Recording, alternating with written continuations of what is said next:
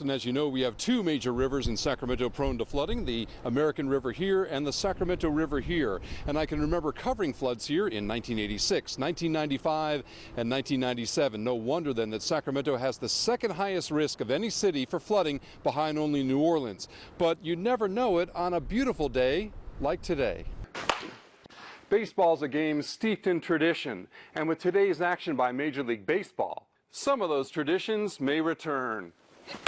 Boaters are learning that this ban is in effect until Sunday, but some people, of course, are learning how to beat the system by something called pre-gaming. We'll show you what that is and how they're doing it coming up tonight at 6. Live along the American River, Mike Luery, KCRA 3 reports. Mike, thank you. You know, it may be 106 degrees outside, but I got to tell you, it feels great to be able to dip your feet into the cool and refreshing American River. Now, this river, though, can be very dangerous, especially when you mix it with alcohol. And despite the ban, well, some people are learning how to game the system. We traveled by boat and on foot through the marshlands to show you the wildlife and the natural habitat that is pivotal to Governor Brown's $25 billion project.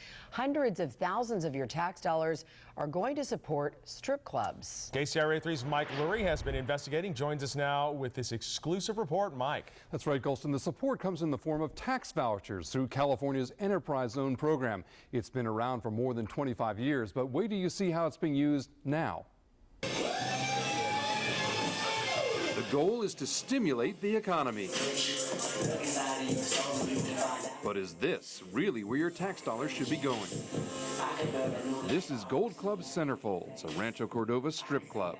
The owner here is the recipient of these tax voucher certificates, authorized by the state of California, giving him a $37,000 tax break for servers and waitresses at the club, and even the sales clerks at his XXX rated video store. That's the credit that you're getting. Wow. Yeah, $37,000. They don't even make that much money. If Mark Boyle sounds surprised by his tax windfall, it's because he didn't seek it out. Instead, he was approached by tax consultants who filed all the paperwork for him, and they get a piece of the pie. I get the money as a tax break. The company gets the money to do the paperwork. The state of California gets little or nothing from me. And it's all perfectly legal. Under California's Enterprise Zone program, businesses receive hiring credits for disabled veterans or economically disadvantaged individuals. And Mark Boyles isn't complaining about getting these tax credits from the state of California. I'm loving this deal, but I don't see where it necessarily makes sense for the taxpayer. This program has gone horribly astray. Critics like the California Labor Federation condemn the Enterprise Zone program, calling it indefensible.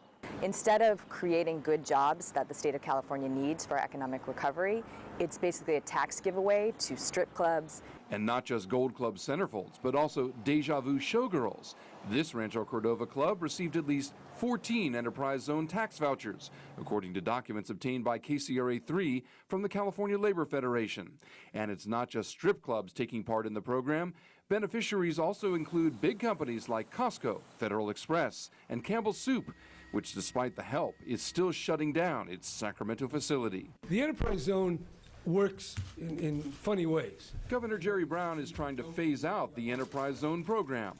I don't think strip clubs are what comes to most people's minds when you talk about economic development and job creation. The governor's office notes that Enterprise Zones cost the state of California $750 million in lost tax revenue every year.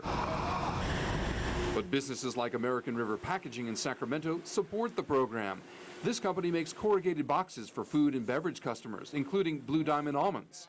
And the Enterprise Zone tax credit was a huge factor in us keeping the location here in California. American River Packaging elected to close its Nevada facility and reinvest in Sacramento thanks to the tax credits. The Enterprise Zone tax credits have allowed us to reinvest in the business, and every dollar that we save, we put it through employment, through training, and through capitalization of our business. That makes it a little bit more competitive. But the Enterprise Zone tax credits are losing their political support, and even some recipients are openly questioning who really benefits. Yeah, this is free money, basically, and that's probably not reasonable.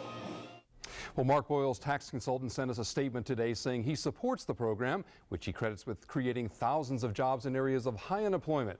Well, Governor Brown doesn't agree. He wants to eliminate enterprise zones over 5 years and replace them with a sales tax exemption to buy manufacturing equipment. As for those strip clubs, well, the governor's office tells me they would no longer be eligible under his plan. It's a lot of money that's just kind of going to this program. I mean, if our viewers wanted to see who exactly is getting the tax vouchers, there's a way to kind of go down the list and see who's on. Well, it's not easy because you won't find any of that information online. In fact, I just found these vouchers arrived just hours ago, as a matter of fact, after weeks of Public Record Act requests, and we'll show you how California compares to other states when it comes to transparency in government spending. Took a lot of digging. Good job. All right, thanks, Mike. We're going to make a left at this next tree. Address we're heading to is a convicted felon, and he has 6 guns registered in his name. Smith & Wesson 45. Agents from the Department of Justice are rolling out, hitting the streets, searching for weapons like these. A Glock 23, pump-action shotgun. We found them plastered inside walls, where you have to actually take the wall apart to find guns. The Department of Justice is targeting more than 40,000 guns like these, weapons in the hands of people prohibited by law from having them. This isn't designed to take guns away from law-abiding individuals. What the program is designed to do is take guns away from people who have lost the right to bear arms. People like this man. He has a restraining order against him because of a domestic violence incident. He'll be booked in Placer County Jail tonight. Agents say they found this semi-automatic handgun inside the man's Roseville home, and that's not all. 2 magazines that were loaded with .45 caliber ammunition, so the possession of the ammunition is an additional charge. He now faces felony charges for violating a court order that specifically stated he could not own a gun. And it's not just people who violate court orders who are forbidden from owning firearms, but also convicted felons and the mentally ill. Under California law, they have lost the right to own guns. There are some 20,000 of them in our state, and not a lot of people looking for them. The Department of Justice has only 33 agents statewide to look for illegal weapons. That's less than 1 agent for every California county. As a result, the lack of money and manpower has created a huge backlog of cases. We can only do about 2,500 to 3,000 cases a year. Firearms Chief Steve Lindley estimates it would take 3 years and at least $25 million to clear the backlog. Law enforcement efforts directed specifically at criminals, we're all for that. Sam Paredes is with Gun Owners of California. His group supports the crackdown, but questions the need for more agents. There is definitely a more efficient way for the government to approach this, and that is for the Department of Justice to partner with local law enforcement agencies, police departments, and sheriff's offices. The Department of Justice says it's already doing that in Sacramento, Stockton, and other cities, but still needs more manpower. We're working full-time all the time, and the number is still growing. In Sacramento, Mike Luery, KCRA 3 19. KCRA 3's Mike Luery traveled to Phoenix for this exclusive report. They're landing now in Phoenix. California chief executives on the move, eager to relocate their companies and bring thousands of new jobs to Arizona.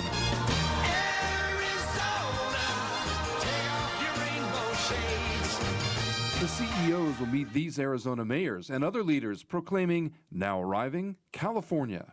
Come to Arizona. It's a better place to do business. Arizona is more than just desert. It's an oasis for Californians fed up with the highest personal income tax rates and the highest sales tax rates in the country. And California is the worst state in the nation to do business for 8 years in a row, according to Chief Executive Magazine. We do not have the regulatory and tax and expense and anti-business attitude that exists in California. Is our culture. Barry Broom is the president of the Greater Phoenix Economic Council, and it was his idea to target California executives and lure them to Arizona.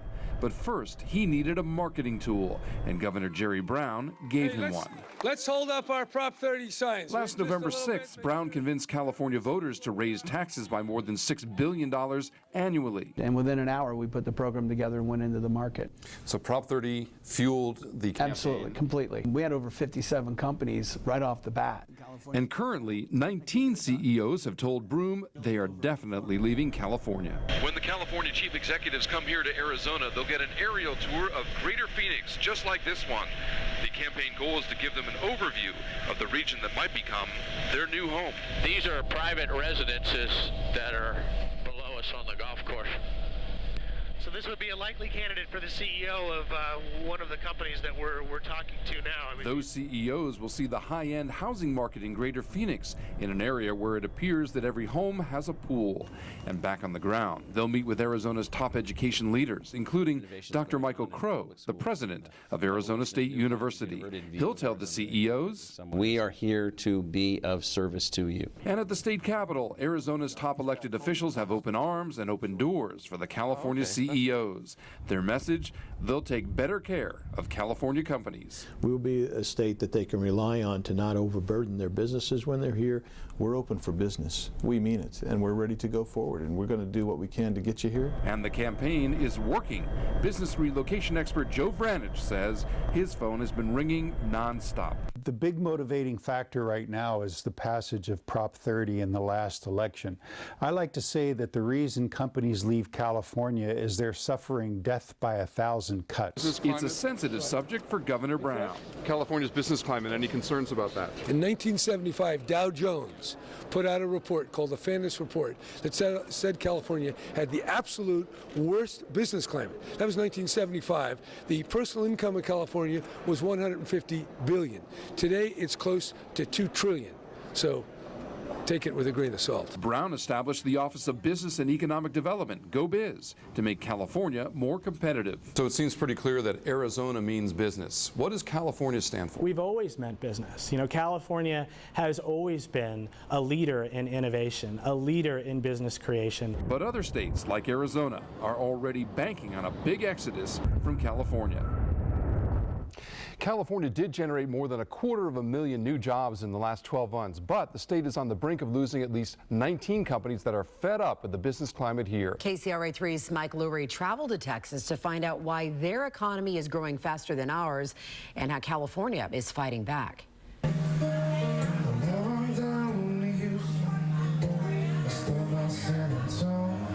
Inside the Austin city limits, you'll find a vibrant music scene and a growing metropolis that's home to the University of Texas. In Texas, size definitely matters. That's why it's no coincidence that the Texas state capitol here in Austin is actually taller than the U.S. Capitol in Washington, D.C., because in Texas, bigger is better. But in California, critics say bigger means more government and higher taxes. And some businesses are now beginning to vote with their feet by moving out. I knew we just needed to get out of California. Greg Story is the president of HappyCog, a website development firm now based in Austin. His company moved here from the Bay Area just over a year ago. He says his employees are making good salaries, some of them in the low six-figure range, and with no state income tax, their money goes farther. So for all of us who were in California, just by moving here, you get an additional bump of about 10 to 11%. Story says the Austin market offers a huge pool of talent in a state with fewer rules and regulations. Just here in Austin, we have a payroll that's around $1.5 million annually, and that's growing. CEO Magazine just named Texas the best place to do business in the country for the 9th year in a row, while California was dead last. Former California Assemblyman Chuck DeVore is not surprised. He moved to Texas last year and wrote a book about the state's prosperity. It's called The Texas Model.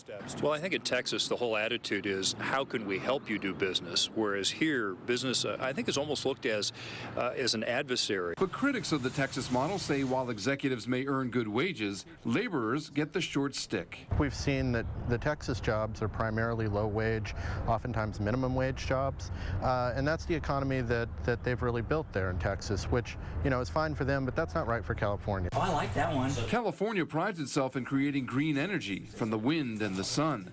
Paramount Solar of Roseville is actually adding jobs. We have averaged 45 people a month, new hires a month, over the past 8 months. We've hired over 215 people just since January, and we'll hire another 160 to 170 over the next 3 months. California is committed to generating 1/3 of all its energy from green resources by 2020. But transplants like Ron Middlestadt, who moved his company to Texas, say California must do more to improve its business climate. We want California to be competitive. I think we in Texas, throughout the country, need California to be competitive.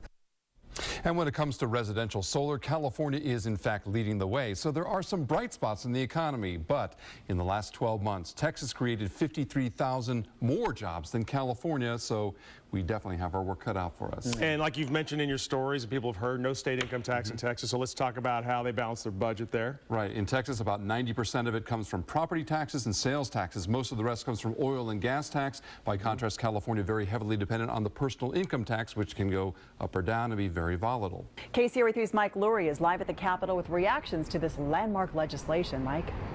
Well, Edie, KCRA 3 was the only station outside the governor's office today when the news broke and he had signed that historic measure into law. There was plenty of reaction, including opponents who said it was nothing less than an assault on traditional family values. But supporters were thrilled by the governor's action.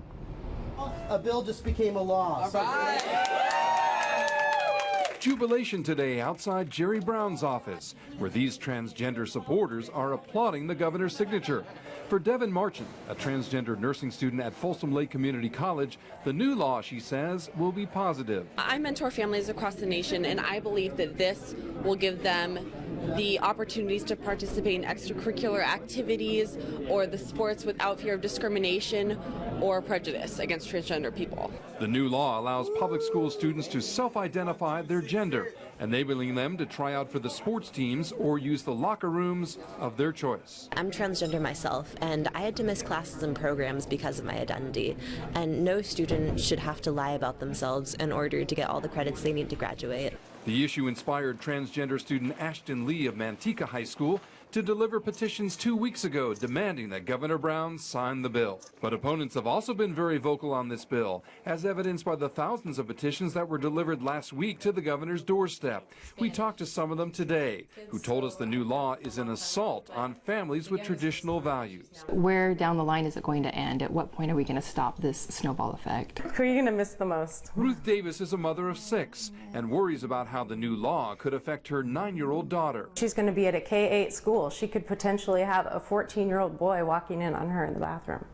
I don't understand how we're protecting all of the children. The bill's author had this response. In the long run, this will be good for kids who are not transgender, because I think they will have the right information and not feel like they need to ridicule or intimidate, and that's not a bad thing at all. Now, Governor Brown's office said he signed the bill today because, quote, all students should have the opportunity to fully participate and succeed in school, end quote. That new law goes into effect, by the way, on January 1st. Reporting live from the state capitol, Mike Luery, KCRA 3 News. So it goes into effect kind of midway through the school year, but are there any districts already implementing this type of law?